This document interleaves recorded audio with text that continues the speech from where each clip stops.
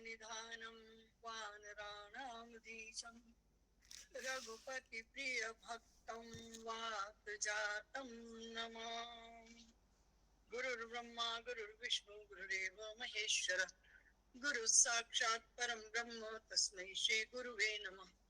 अखंड मंडलाकारं व्याप्तं येन चराचरं तत्पदं दर्शितं येन तस्मै श्री गुरुवे नमः। अज्ञानान्तिमिरान्धस्य ज्ञानाञ्जनशलाकया चक्षुरुन्मीलितं येन तस्मै श्रीगुरुवे नमः। अखण्डमण्डलाकारं व्याप्तं येन चराचरं तत्पदं दर्शितं येन तस्मै श्रीगुरुवे नमः। लक्ष्मीकान्तसमारम्भां नाथयामुनिमध्यमाम् अस्मदाचार्यपर्यन्तां वन्दे गुरुपरम्पराम्। सभी के हृदय में विराजमान उस परम सत्ता को मेरा शत शत प्रणाम वंदन नमन।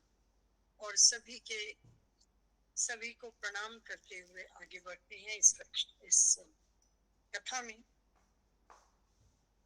हम आसुरी प्रवृत्ति के लोगों के आचरण, उनके लक्षण, उनके कर्म, उनके फल के बारे में पढ़ रहे थे। और वहां आया कि आसुरी स्वभाव वाले व्यक्ति जब यज्ञ करते हैं तो उनका कैसा रहता है। तो कहते हैं अहंकारं बलं दर्पं कामं क्रोधं च संश्रिता मामात्म परदेहेषु प्रद्विषन्तोऽभ्यसूयका।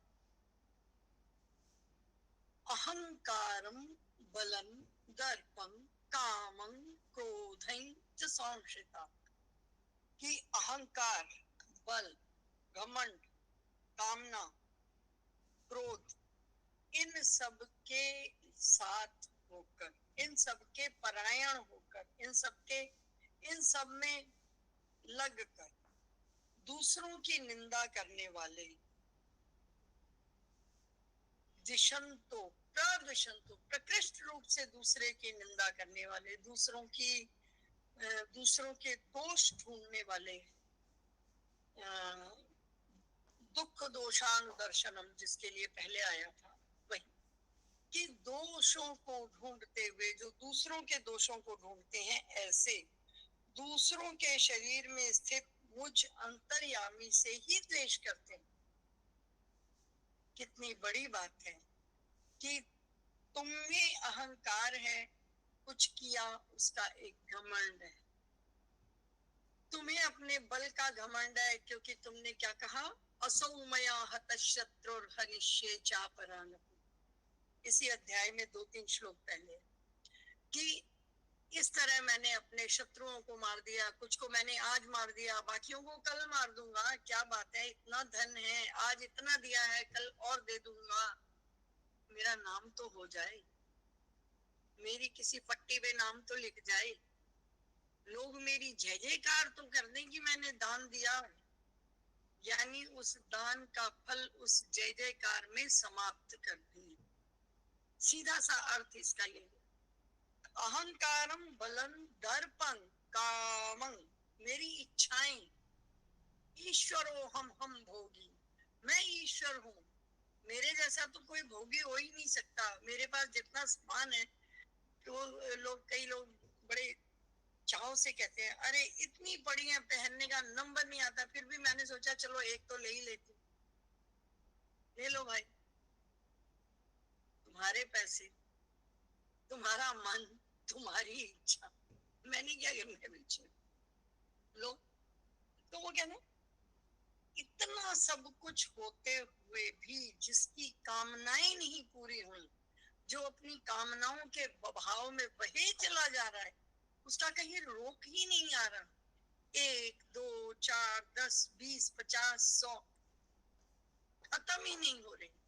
कह रहे हैं कामं क्रोधं, और 6 इच्छाएं पूरी हो गई, कोई बात नहीं, 7वीं नहीं हुई, इसके लिए मुझे क्रोध आ रहा है कि उसकी राह में रोड़ा कौन है, जो भी है उसको पकड़ के लाओ मेरे पास, मैं उसको बताता हूँ, उसकी हिम्मत कैसे हुई मुझे रोकने की, मैं ये लेना चाहता हूँ तो ले क्यों नहीं पा रहा हूँ। क्रोध है च संश्रिता, जो इस तरह के हो गए हैं, जो दूसरों की निंदा करने में ही लगे हैं, उनको अपने के अलावा कोई और अच्छा ही नहीं दिख रहा ना। यदि ईश्वरो हम भोगी, सिद्धो हम बलवान सुखी, मेरे जैसा बलवान कोई नहीं, मेरे जैसा सुखी कोई नहीं, मैं परमात्मा। वो यहाँ तक बोल जाती है। और उन्हीं के लिए कहा गया कि जो इस तरह से करते हैं वो देखो किससे द्वेष कर रहे हैं, मैं सबके अंदर बैठा हूं ना। तो जो तुम पर निंदा कर रहे हो वो मेरी ही तो निंदा करते हो। किसी दूसरे व्यक्ति किसी व्यक्ति की निंदा कोई नहीं कर रहा, सब मेरी निंदा कर रहे हैं। प्रभु ये कह रहे हैं कि वो निंदा किसी और की नहीं है, वो निंदा वास्तविकता में मेरी अपनी है, मेरी ही निंदा कर रहे हैं। क्यों? क्योंकि मैं तो सभी में समाया हूँ, मैं तो किसी से अलग हूं ही नहीं। और जब मैं अलग हूं नहीं तो अगर तुम किसी की प्रशंसा करते हो तो उस प्रभु की प्रशंसा है, अगर निंदा करते हो तो भी उसने प्रभु की निंदा है। और इसी भावना से पहले भी कहा गया कि जो हठ करके बहुत कठिन वाला तप करते हैं वो भी इन रिटर्न मुझे दुखी करते हैं। ऐसा तपस्या नहीं करनी चाहिए जिसमें इसको कष्ट हो जाए। कष्ट वाले तप को करने की कभी भी कहीं नहीं गई। ऐसे आसुरी तप होते हैं जिनसे शरीर को जबरदस्ती कष्ट देकर कुछ काम कराया जाता है। जैसे आप धूप में खड़े हैं और चारों तरफ आग भी जला है और बीच में खड़े होके तपस्या कर रहे हैं, बहुत अच्छी बात है, करो तपस्या, लेकिन इस तपस्या से फिर तुम पाने क्या जा रहे हो? मैं हमेशा जिंदा रहूं, जो हो नहीं सकता। वो पूरे पूरे सिद्धांतों को पलटने के लिए तैयार बैठे। और ऐसे लोग प्रभु कहते हैं कि वो मुझे ही तंग कर रहे हैं, किसी और को तंग नहीं कर, क्योंकि सब में तो मैं ही हूं। अगर उस चैतन्य को परेशानी हो रही है, उस चैतन्य को जरा भी कष्ट हो रहा है, या उस चैतन्य के स्वभाव के विपरीत कोई कार्य हो रहा है, तो उस चैतन्य को परेशानी। वो तुम कोई बहुत अच्छा काम नहीं कर रहे हो, इस बारे में ये गलत है, नहीं होना चाहिए।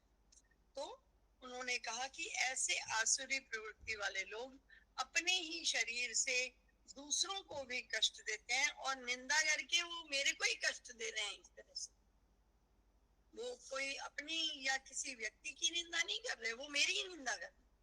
तो तानहन, उनको मैं, तान उनको, अहम मैं, तानहन दशतक क्रूरान संसारेषु नराधमान क्षिपाम्यजस्रम अशुभान आसुरीष्वेव योनिषु। तो कहते हैं कि उन द्वेष करने वाले पापाचारियों को जो पाप का आचरण कर रहे हैं, कैसे?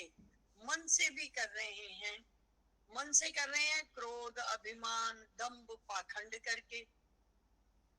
तान हन दिशतः क्रूरान, पापाचारी जो तन से कैसे कर रहे हैं? असौ मया हतः शत्रुर्हनिष्ये चापरान, या जो भी काम वो कर रहे हैं वो केवल अपनी अहम की तुष्टि के लिए कर रहे हैं, वो काम के लिए काम नहीं कर रहे। वो कंबल बांट के आ रहे हैं ताकि उनके ऊपर सोने की परत चढ़ जाए, सुबह होते ही अखबार में नाम आ जाना चाहिए कि हमने कंबल बांटे। लो, हमने 10 कंबल बांटे, उसने अखबार ने छापा ही नहीं। क्या समझते हैं ये अपने आप? सुबह तो अखबार वालों की खैर खबर नहीं है ना। वही वाली बात हुई कि मैंने ये काम किया, नारद जी ने सबको बताया कि नहीं, एक ही बात है। अखबार में आया, नारद जी ने बताया, एक ही बात है, दोनों ही आकाशवाणी से आते हैं। तो क्यों प्रचार चाहिए? क्यों क्यों आपको किसी की निंदा करनी है? क्यों भोगों के पीछे भागना है? ये सब आसुरी प्रवृत्ति की बातें हैं जो हमें नहीं करनी। और प्रभु ने कितने विस्तार से ये बात बताई है कि आसुरी प्रवृत्ति वाले लोग किस तरह स्वयं का भी कल्याण नहीं करते और दूसरों का भी कल्याण, और सब में स्थित सर्वभू जो भी कुछ दिखाई दे रहा है, ईशावास्यम इदम सर्वम, इस वाक्य की भी जड़ खोद रहे हैं। जब ये सारा संसार ईश्वर से व्याप्त है, तो फिर उसमें किसी भी व्यक्ति की, किसी भी परिवार की, किसी भी भूत की निंदा स्तुति क्यों? अगर ऐसा हम करते हैं तो इन रिटर्न प्रभु कहते हैं वो तो मेरी ही निंदा कर रहा है, भाई तुम क्यों परेशान हो? यहाँ फिर मानव को एक संदेश जाता है कि वो हम कहते हैं ना, जो तो को काटा बोवे तो ही बोवे फूल, तो को फूल है, बाकू है फिर शूल। कि जो तुम, और ये सही बात है कि जो हमारे अंदर है हम वही तो डिस्प्ले करेंगे, वही तो किसी को देंगे। अगर किसी के अंदर द्वेष, राग, काम, क्रोध, लोभ, मोह, मद, मत्सर भरा है, तो वो सामने वाले को भी क्या देगा? जो उसके घर में है वही देगा, वही दे रहा है। पर प्रभु ये कहते हैं कि इसका अर्थ ये नहीं है, जब वो तुम्हारे अच्छेपन से अच्छा न हुआ तो तुम उसके बुरेपन से बुरे कैसे हो गए?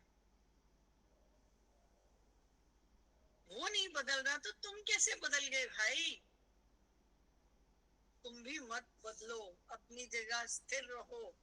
अगर वो तुम्हारी निंदा कर रहा है तो उसको करने दो, तुम उसकी पलट के मत करो। क्योंकि उसने मेरे इधर जो बैठा जीव है उसको उसको गाली दी, तो तुम जो गाली दे रहे हो वो उधर बैठे जीव को लग रही है, तो फिर क्या बात? तो मजा नहीं आया। कहीं तो स्टॉप हो, कहीं तो एक तरफ से जो, मतलब अगर पाप हो रहा है तो एक तरफ से गंगा बहे उस पाप को बहा के ले जाने के लिए। दोनों तरफ से ही अगर यही काम हुआ तो फिर कौन कहाँ बहाएगा, कैसे बहेगा? तो कहते हैं तान हन दिशतक क्रूरान संसारेषु नराधमान क्षिपाम्यजस्रम अशुभान आसुरी श्वेव योनिषु। वो कहते हैं कि मैं बार बार ऐसे नराधमों को संसार में आसुरी योनि में ही डालता, फिर वो सुर योनि में नहीं आता, वो आसुरी योनि में ही आता। अर्थात वो फिर अगले जन्म में फिर से आसुरी प्रवृत्ति, उसका कारण, दो कारण हो गए। एक तो इस जन्म में उन्होंने सारा आसुरी प्रवृत्ति में रहकर कार्य किया, और जिस जगह आप लगे हो आपने वही चाहा है, वही आपको अच्छा लगता है, इसलिए वही अंतिम आपकी इच्छा भी वही, इसलिए भी चले गए।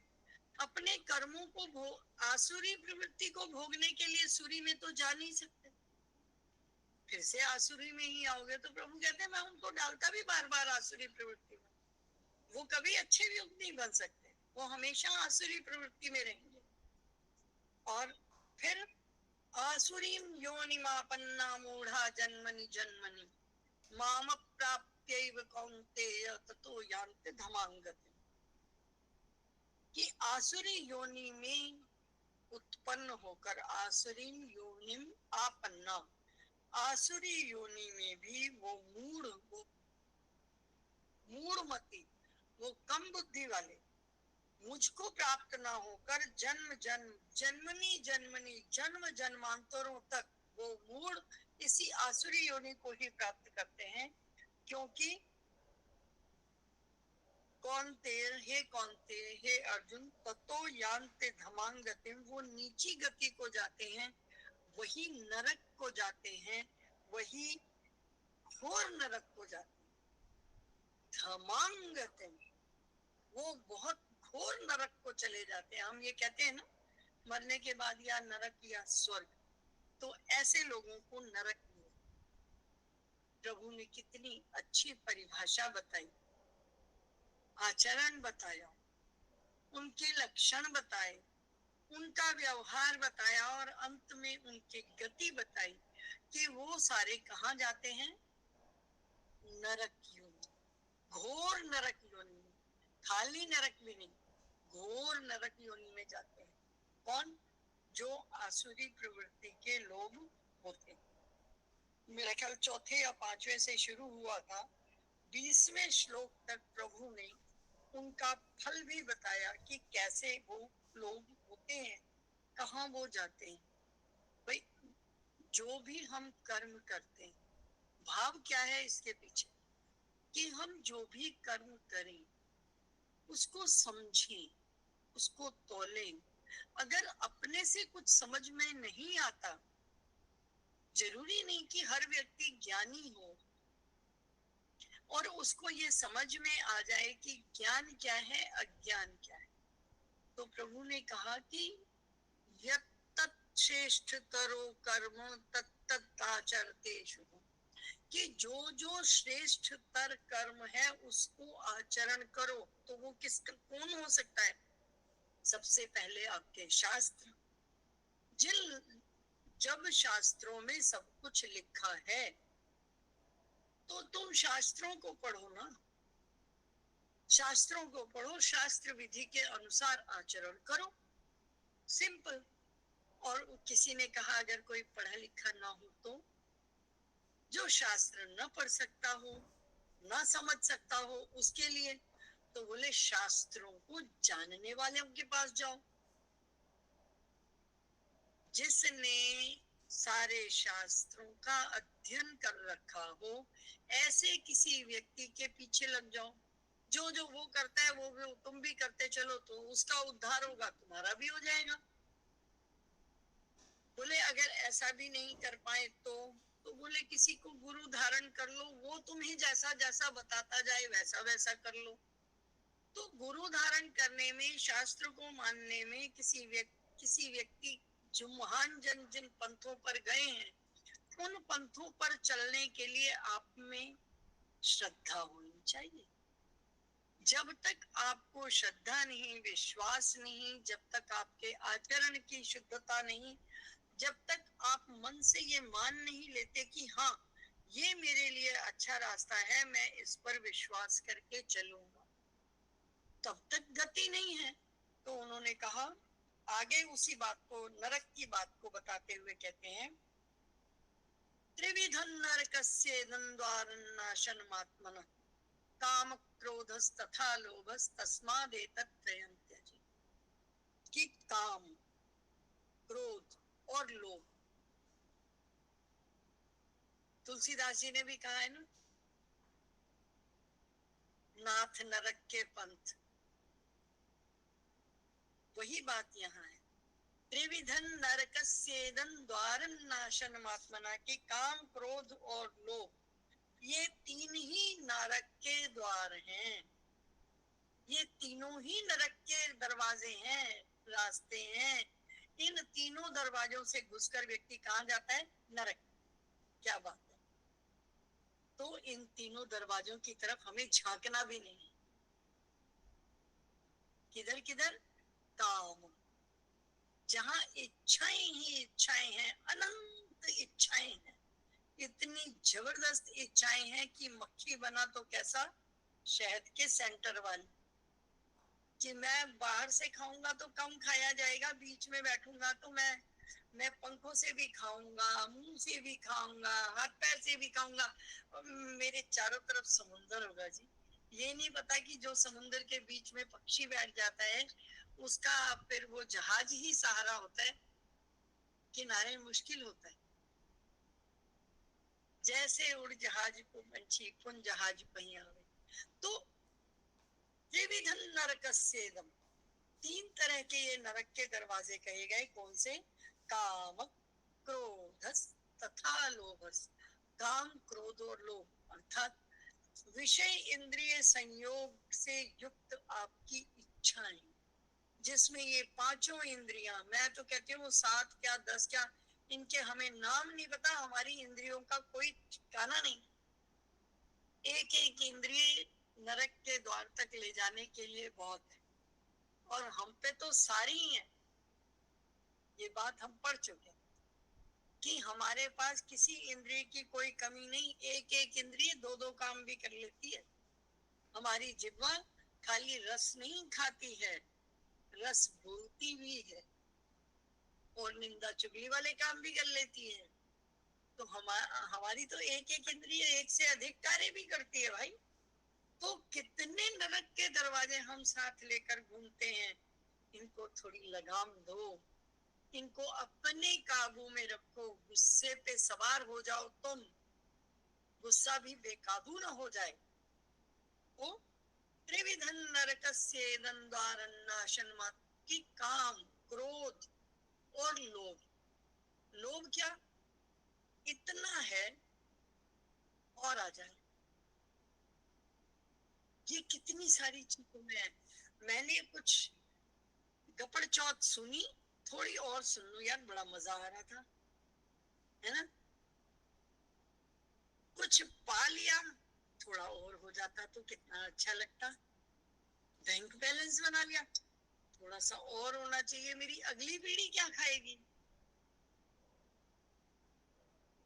मान लिया अब मैं ना, मेरे को नहीं चाहिए, मेरे बच्चों के लिए भी हो जाएगा, उनके बच्चे क्या करेंगे। अरे बाबा तू अपनी सोच, दूसरे के भी ऊपर वाले ने दो हाथ दिए, वो भी कुछ करेगा कि उसने खाली थू वो दलान में खड़े होके कंचे खेलने हैं। वो भी कुछ करेगा, उसके लिए भी कुछ छोड़ दो। खाली दिमाग शैतान का घर, उसको पक्का महाशैतान बनाओगे, कुछ उसको भी करने दो। तो कहते हैं काम, क्रोध, लोभ, ये तीनों ही नरक के पंथ हैं। सब परिहरि रघुबर भजऊ भजऊ जज भजई जेहि संत, है ना, यही आता है। मेरे को पहली लाइन आई नहीं रही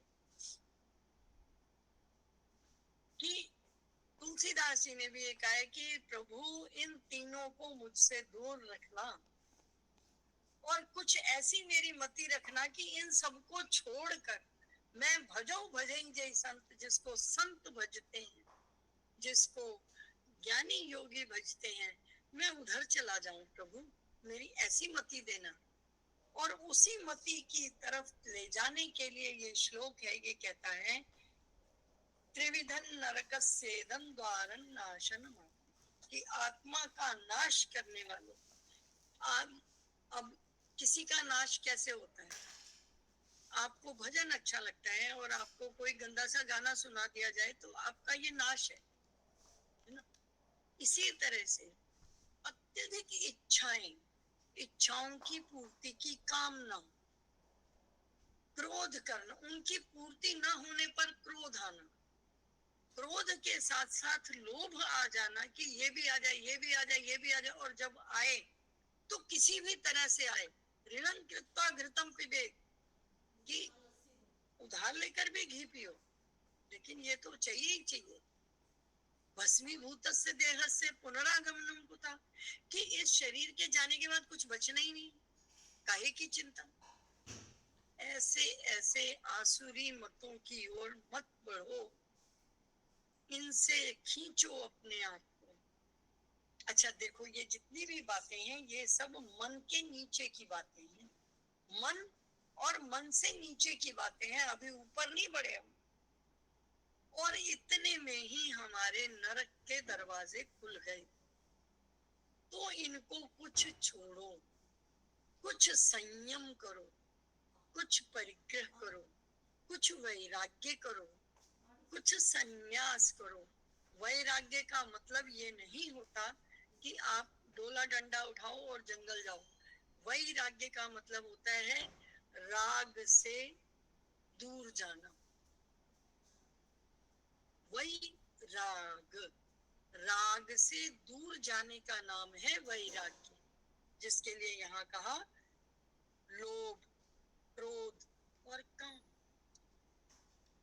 इनसे विपरीत जो जाएगा वो वैराग्य की ओर जाएगा। संन्यास, संन्यास का अर्थ है सम्यक न्यासम कर्मम, जिसने अपने कर्मों को सम्यक प्रकार से रख लिया, अर्थात सम्यक प्रकार से उसने अपने कार्यों को करना आरंभ किया, वो है सन्यासी। सन्यासी का अर्थ जंगल जाने वाला कहीं नहीं है, आपने पूरी गीता में देखा है। अब तो मेरा 16वां अध्याय भी खत्म होने जा रहा है, अभी तक कहीं भी प्रभु ने कहीं भी ये नहीं बताया कि जो सन्यासी है वो ऐसा कर ले ना।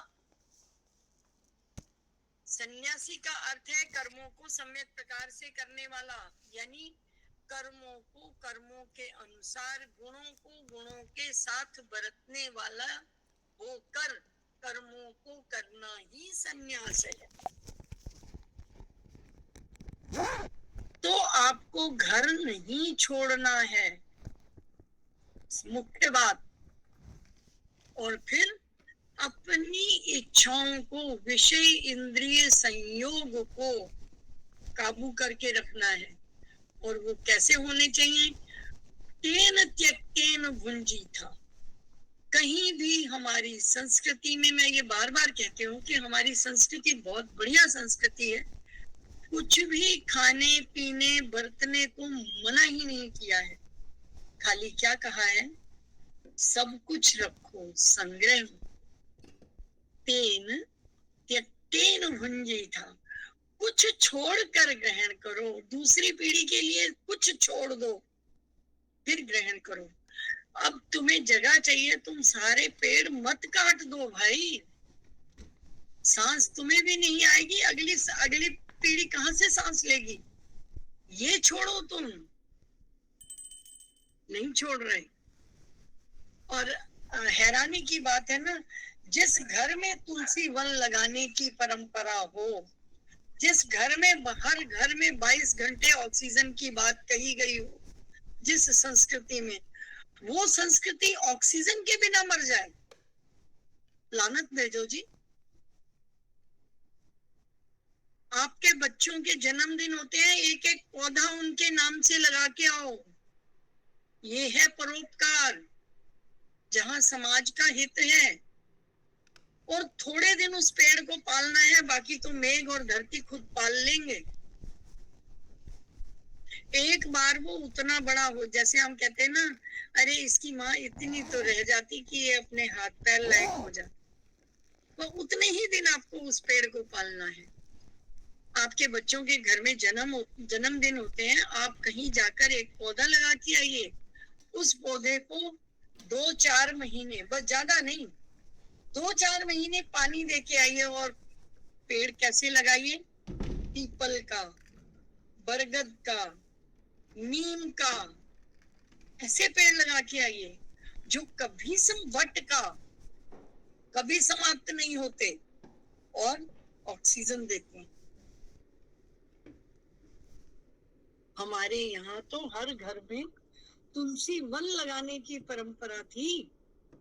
अगर हर घर में 15 पौधे 10 पौधे तुलसा जी के लगे हों, ऑक्सीजन की कमी हो जाएगी क्या? हो ही नहीं सकता। तो हम इस तरह के कार्य फिर से करें। और वैसे सच्ची में जो लोग पेड़ वेड़ लगा के आते हैं ना, आनंद तो बहुत आता है। दिल्ली में कितने सारे पेड़ मेरे पिताजी के हाथ के लगे हुए हैं। हम आज भी उधर से निकलते हैं ना, तो ऐसे आता है, अरे हाँ ये पिताजी ने लगाया। आज भी हमारे घर के सामने 2 पेड़ लगे हुए हैं बहुत अच्छे, तो उनको हर साल, हर 2-3 साल के बाद कोई काटने वाला आता है, हम आपको इतने पैसे दे देंगे। तो मेरा भाई कहता है, भाई ये कटने के लिए नहीं है, तू जा। वो हमेशा आ जाते, वो इतने बड़े हो गए कि उनकी फुनगी देखनी मुश्किल, पर पिताजी ने लगाया। और उनमें हमें आज भी पिताजी नहीं होने के बाद भी देखते हैं। आप भी लगाइए, ये 5 पेड़ तो जरूर लगाइए। जितने आपके घर में लोग हैं, 2-2 पेड़ तो हर किसी के नाम के जरूर, बहुत पुण्य मिलेगा। इस धरा पर ऑक्सीजन देना, इस धरा को भूकंप रोधी बनाना, इस धरा को कटने से बचाना, इस धरा को बाढ़ में बहने से बचाना, सारे काम सकारत हो जाएंगे खाली पेड़ लगाने से। लगाओ। हर घर के बाहर पार्क हैं, उसमें ये जो अंट शंट पेड़ आजकल लग गए हैं, जिनसे दमा फैलता है, उससे तो अच्छा ही है कि 4 पेड़ अपने वाले लग जाएं।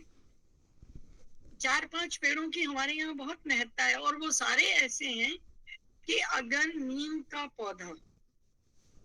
पौधा आपके घर के 2 किलोमीटर के अंदर भी कहीं लगा होगा तो आपको रोग कम आएंगे, रोग नहीं आता है। आप नीम के पौधे लगाइए। आज का अभी बारिशें खत्म होंगी ना, तो नीम के नीचे जाके देखना, बहुत सारे पौधे निकल के आए होंगे, और उनको किसी तरह से जड़ समेत खोद के कहीं लगा के उसको थोड़े दिन पालना, थोड़े दिन। जब वो अपने लायक हो जाएगा ना, फिर छोड़ देना, फिर अपने आप पाल लेंगे, अपने आप जमीन पाल लेंगे, आपको कुछ नहीं करना, थोड़े दिन पाल।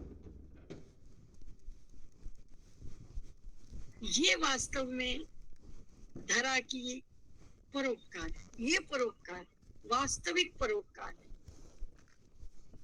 भूखे को अन्न देना, पानी पिलाना, सत्कार करना, सामने वाले से अच्छा बोलना, ये भी परोपकार है। पर